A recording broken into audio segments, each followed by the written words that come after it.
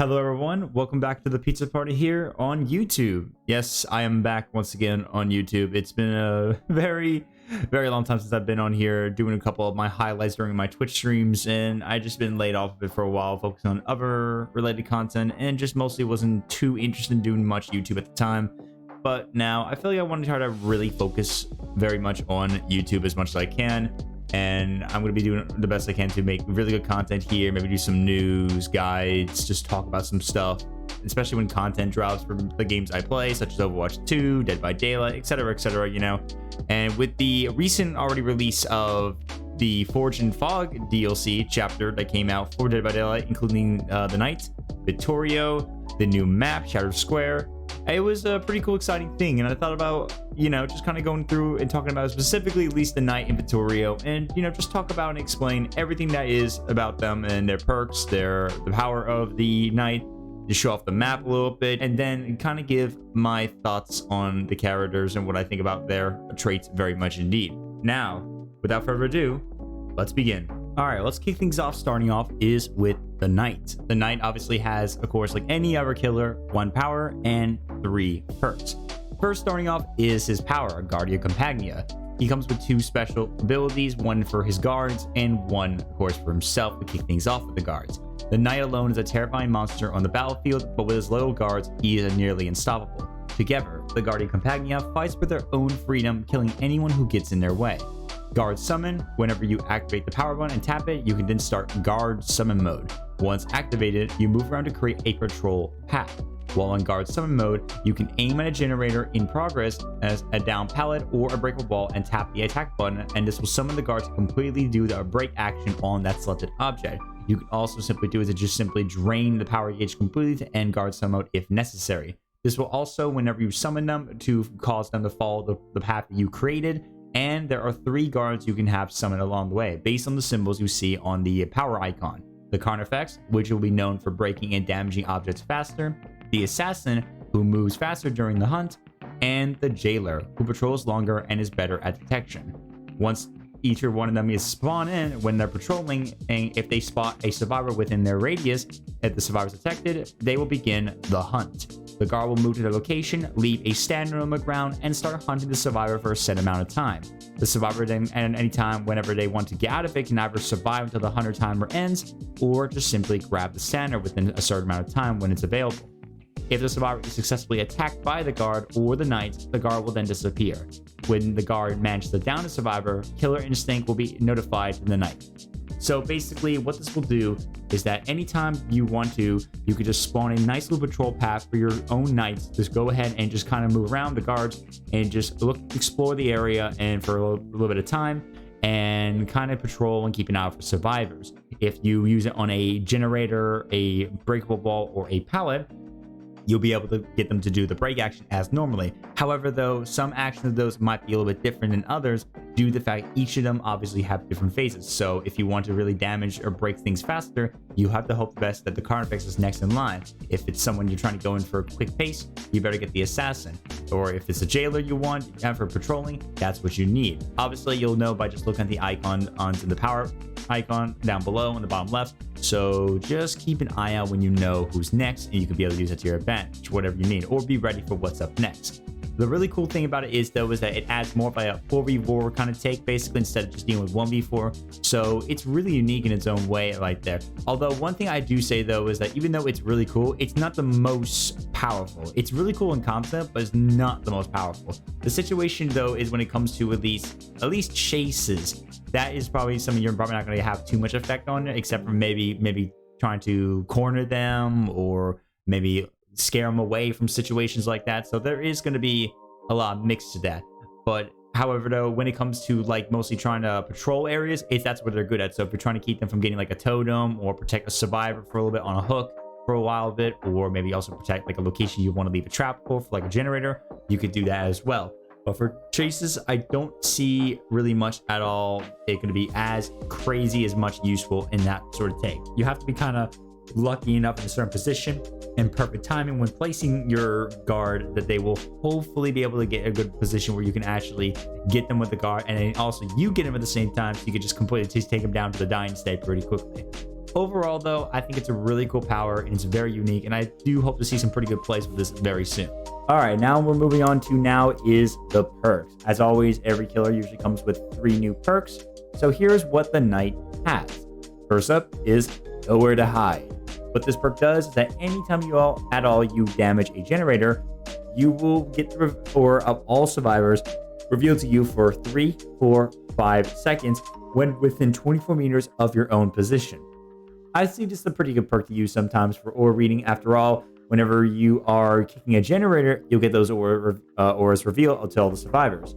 The only situation is that they do need to be within 24 meters of your position. If they're too far away, you will not get the advantage of it. It does come in handy though for many situations, I say, for like maybe when they're close by after you hook someone, or if you're just hiding around waiting for you to go away after you damage the gen for real. So this can kind of prevent them from just camping by the gens and trying to get progress done. So this is a good perk to solve that issue, I believe. The next perk is Hex Face the Darkness. Once you injure a survivor by any means, if there is still a dull totem, you will cause another dull totem around the map to become hexed, and that survivor becomes cursed. When that happens, all other survivors will scream after 35, 30 to 25 seconds if they are outside of your own terror radius, and it reveals their own aura as well for 2 seconds each time. After you damage the survivor that's been cursed by putting them in the dying state, or if they end up putting themselves back to healthy, then that totem is extinguished and becomes back a dull totem. If the hex totem is cleansed during the process, it will be deactivated for the remainder of the trial. So basically, that's kind of like another aura reading perk, basically, but and like Scream as well too. But however, though, it requires you to injure someone first, curse them, and make a hex totem appear, and then it will revert back to normal once you finish off that survivor that's been cursed, and it will cause them to be revealed and scream for every 25 seconds at the max. I see this could be a pretty good one to use. After all, the combination of using it for different kinds of hex perks along with that, and maybe even some other aura reading ideas like the Nowhere to Hide or someone else, it could really add a little bit more to finding better ways to sneak up on them a little bit more, or plan your strategies out whenever you're ready to go after them. So I could see there could be some good use out of this for some killers. So this could be pretty good. And finally, Hubris. Show no mercy right here, my friends. Whenever you are stunned by a survivor, that survivor suffers from the exposed status effect for 10, 15, 20 seconds. It also has a cooldown of 20 seconds.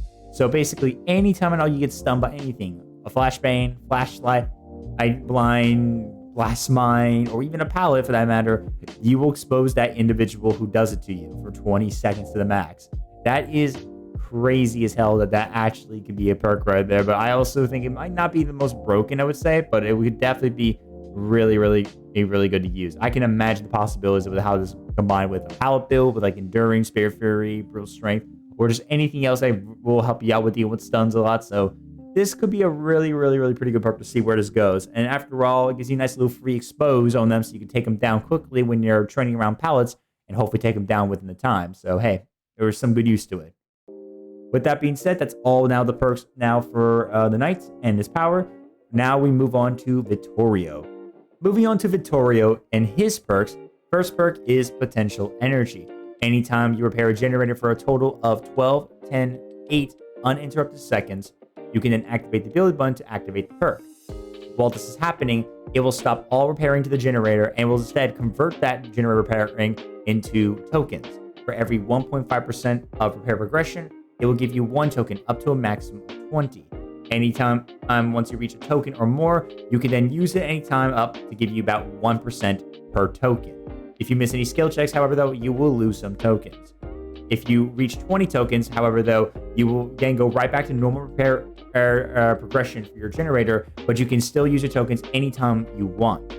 If you end up getting hit by another killer while this is happening, you will lose all your tokens and the perk will deactivate until you use it again. So basically, anytime at all you go into a generator and you use this perk, it acts like similar to basically getting more repair progression, but requires you to kind of build up the tokens rather than just simply like teamwork related stuff or anything like that, basically. So you really need to charge it all up. This is a really not bad perk to use. I think it's pretty good, but obviously the situation is that you need to like hold off the generator repair and then get back to it later, which could be sometimes pretty bad for you if you're on your own sometimes.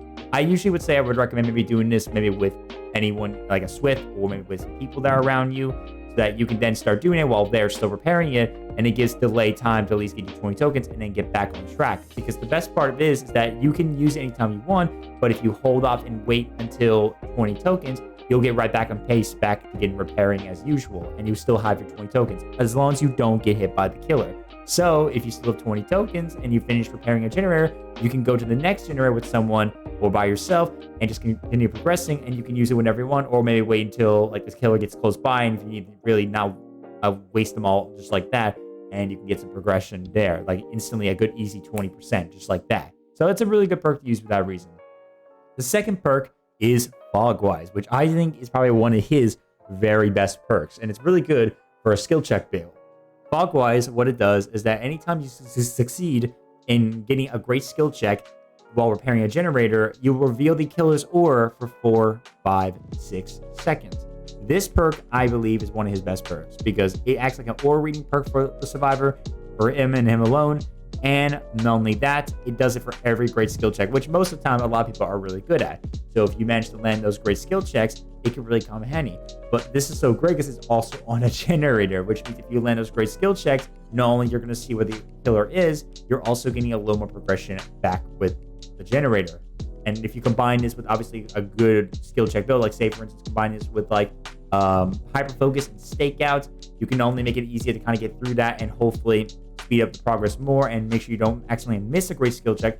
But not only that, you'll be able to then speed up the progress even further with hyper focus, and not only that, still see where the killer is. So I find this a really good perk for that build. Go ahead and try that out for yourself, guys. I'll be doing the same. Finally, last but not least, which in my opinion, I think is his least best perk, but could be something useful still, is Quick Gambit. What Quick Gambit does is that anytime at all, if you're within 24 meters of a generator being repaired by someone else while in a chase with the killer, you will give them a 6, 7, 8% maximum repair speed increase for any other survivor while in that generator within 24 meters. This sounds pretty cool on paper by the sound of it, but I just think it's not that great in my opinion, at least.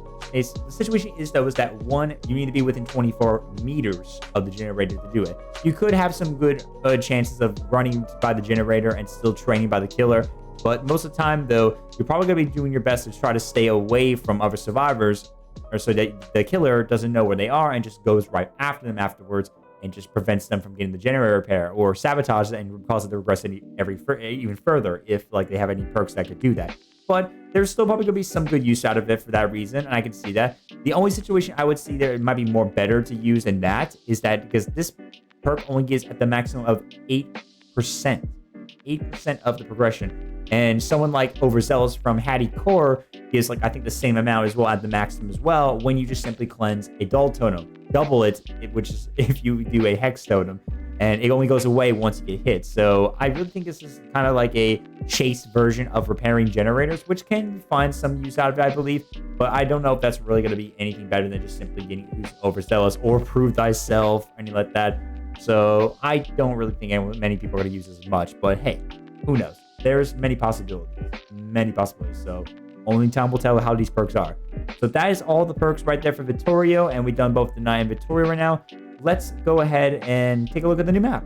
And moving on next to is the Shattered Square, the new map, which I have to say though is probably one of the most coolest maps I've seen so far.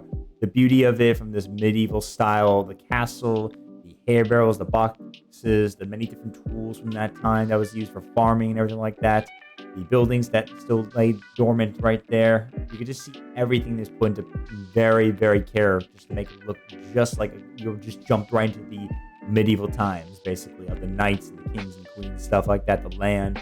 It's really cool, and the dark atmosphere of the dark black sky above right there, along with also just some red mist just appearing from the distance.